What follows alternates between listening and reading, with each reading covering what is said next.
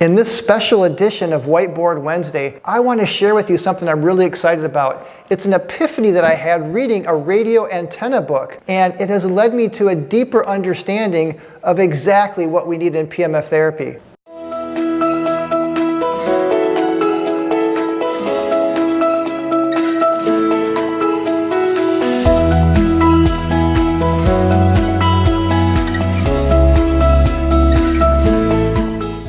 So hopefully that got your attention. Now I want to read to you the exact passage that I read, and it's going to take a little explaining to help you to see why it was an epiphany for me. And it's going to lead us down the road of biomagnetism, magnetobiology, and magnetoreception, as well as how it all applies to PEMF therapy. So let me just read to you this passage. Whatever is said about transmission applies equally to reception. This is known as reciprocity. An antenna's characteristics are the same on transmission and reception. Light bulb went off. Now I know that doesn't sound very exciting, but it was really exciting for me because, so this little reciprocity theorem, which states in antenna theory, when you know the radiation pattern of the broadcasting mode of an antenna, then you automatically know the radiation pattern of the receiving mode. So let me just kind of break this down to you like with a little tuning fork analogy. So when I strike a tuning fork, and then a nearby tuning fork will, if it's the same geometry, will resonate. Now, instead of, so in this case, the tuning fork is the transmitting antenna, metaphorically. Now, I could take the other tuning fork, and this can be the receiving tuning fork, and strike the other tuning fork, and then this one will start to ring. So both the transmitting and receiving vibrational modes are identical. Now, I know that doesn't sound exactly that exciting, but here's how it applies to PEMF therapy. Here's the big aha that I got. Because there's all this debate as far as what frequency to use for PEMF, what intensities, on and on and on, to me the reciprocity, the answer is staring us in the face of the reciprocity theorem. Meaning, if we can just accurately measure the biomagnetic fields of the body, and look at the frequencies of those biomagnetic fields, then we know what frequencies to give the body because the frequencies that it broadcasts are going to be the same frequencies that it receives. I don't know, nobody is talking about this in PEMF therapy.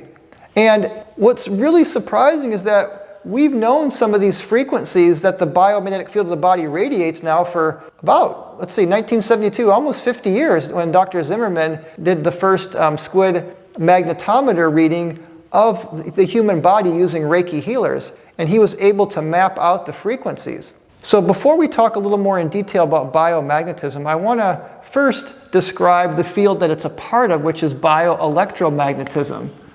And bioelectromagnetism is basically the study of all the electric, magnetic, and electromagnetic fields of the human body. And as I've talked about in other videos, electric fields, magnetic fields, and then light or electromagnetic waves are qualitatively very different kinds of energy, even though they're all related by Maxwell's equations.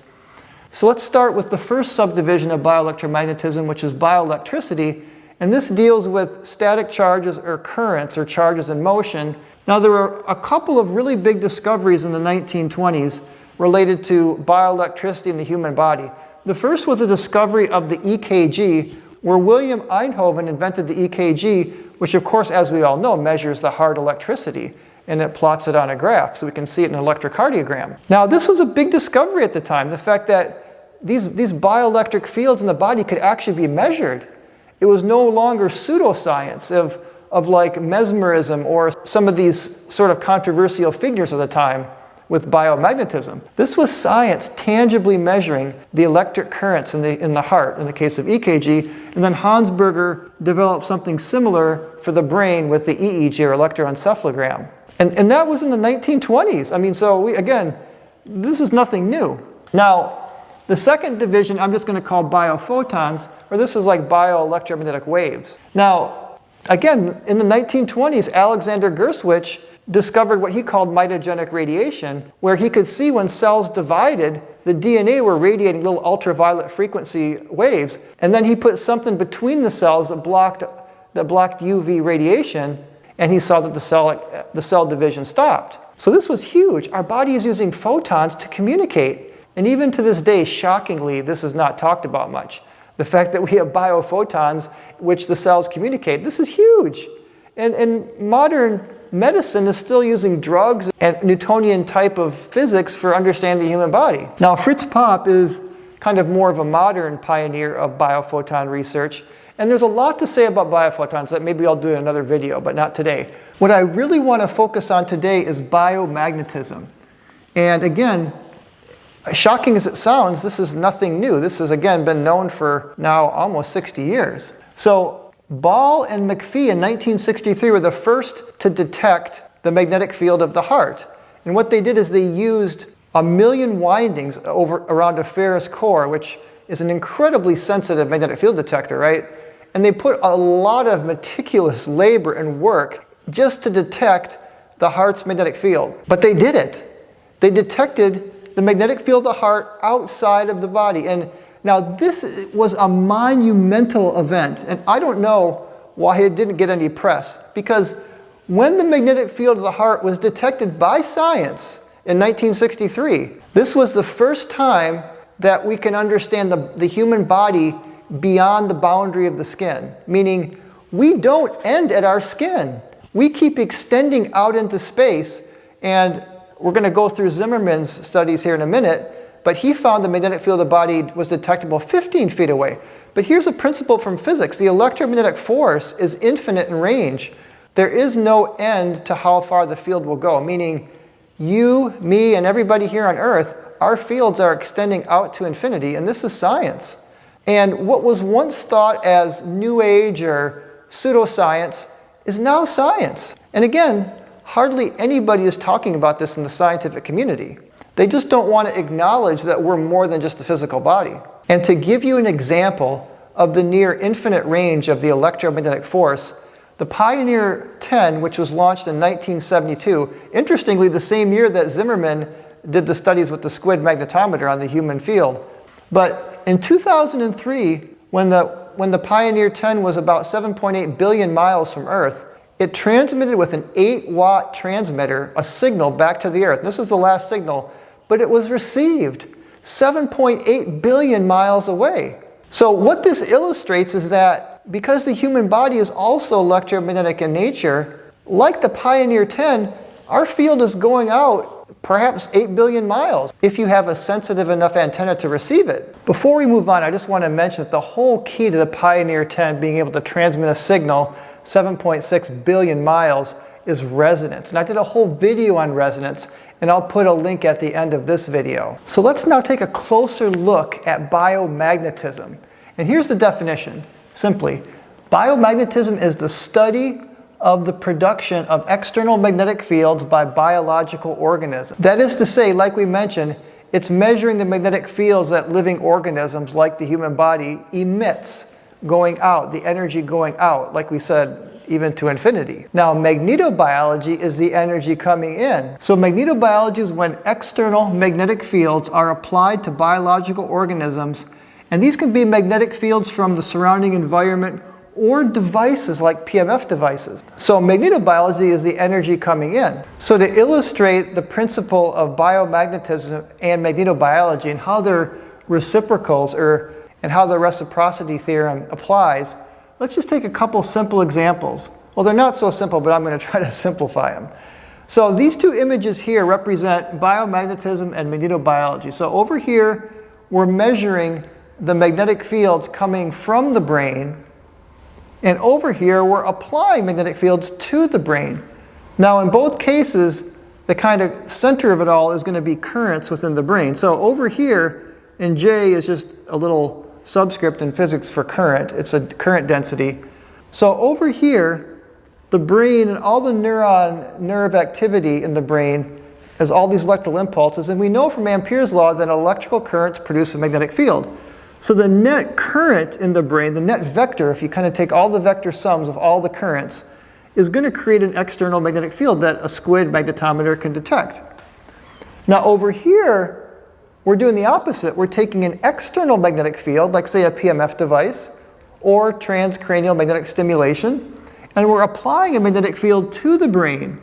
And so the changing magnetic field is going to induce a current by Faraday's law. So again, we're going to end up with a little J of P down here. So again, this is just a current density. So basically the PMF, or the external magnetic field that's changing with time, is going to induce currents in the brain, healing currents in the brain, to help with healing and regeneration. So by the reciprocity theorem, we can use biomagnetism to determine the frequencies and energies that are emitted from the body, like a transmitting antenna, and then we can use magnetobiology to apply the same type of healing frequencies and energies to the body. So again, the frequencies something emits is the frequencies it absorbs. So in concluding this video, I want to look at Dr. Zimmerman's study where he used Reiki healers, and then Seto's study where he used Qigong masters to really show and illustrate the power of this reciprocity theorem to really understand what are the most healing energies to use for the human body, especially related to PMF therapy. So now I want to go through a couple things. First, I want to go through frequency windows of specificity. So this is magnetobiology. Magnetobiology has done some really good research to determine the resonant frequencies and the frequencies that different tissues and cells respond to. You know, Addy and Bowen, Siskin and Walker, Dr. Goodwin, the NASA study, and many others. And I want to show you this image here. I'm going to put it on the screen so you can just take a kind of a quick look at it. But this summarizes many years of research in PMF therapy, of course, which is magnetobiology, to determine what are the best frequencies to apply to the human body. Then with the reciprocity theorem, we can confirm this by looking to see what biomagnetism has shown to be the frequencies that are emitting from the body. So again, and what you'll see is they do match. So let's first look at the Zimmerman study. And Dr. James Zimmerman used therapeutic touch practitioners like Reiki healers, and again, used that very sensitive squid magnetometer. And what he found, and this is a very crude drawing here, I'm going to put a better drawing on the screen, is that the Reiki healers were kind of scanning a whole range of frequencies. So again, they were measuring the frequencies coming out of their hands. And it was very interesting that they were scanning between 0 to 30 hertz mainly, but there was a peak at 7 to 8 hertz, which is right in the Schumann resonance. And you could read my book, and I got several videos on the body-mind-earth connection. I really want to focus here mainly on biomagnetism and magnetobiology. Now, Seto in Japan confirmed this with Qigong masters, yoga practitioners, and meditators. And what he found was, and actually he was able to quantify how strong the fields were, where Zimmerman could not do that. And he found that the Qigong masters and the meditators were emitting energies up to 1,000 times stronger than the average person's heart magnetic field. So it's incredible how much energy some of these masters can harness.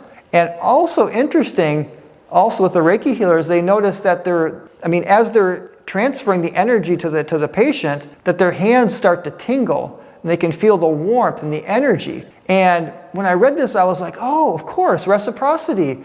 When we use PMF therapy on people, they feel tingling and warmth.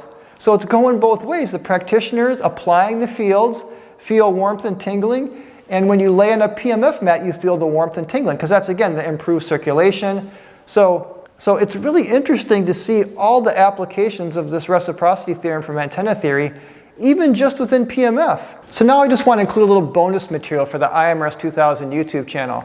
Now, I want to apply this reciprocity specifically to the iMRS 2000. And again, as we've been talking about, there's two components. There's biomagnetism, like the research of Zimmerman, and this is my drawing of a hand, which I'm not an artist, obviously. And these are the energetic emanations from the hand. And as Zimmerman saw, the Reiki healers, they scanned up and down between 0 to 30 hertz, which, as I've talked about elsewhere, is the earth-based frequencies. So we can use biomagnetism to help us to understand what we need in a PMF therapy device. And because the hand is scanning up and down, we want to make sure we get a signal in a PMF device like the iMRS 2000 that includes the full range of all these earth frequencies, which is the same frequencies that we're actually emanating. Because remember, whatever we emit, we also absorb. So the iMRS 2000 sawtooth has a broad spectrum of frequencies, which we can see down here. Now, as I've talked about before, you need to use a spectrum analyzer to really see the frequency spectrum. But essentially, the iMRS is blanketing all these frequencies that we're projecting which means that we're going to get optimal resonance with the iMRS signal. What's really interesting about the iMRS 2000 is that there's 4 biorhythm settings. And what's going on is, let's say at evening, we're boosting this like bandwidth around 3 hertz. So we're boosting up this signal, so this is now up higher up. So you're getting a more dominant frequency around the 3 hertz area.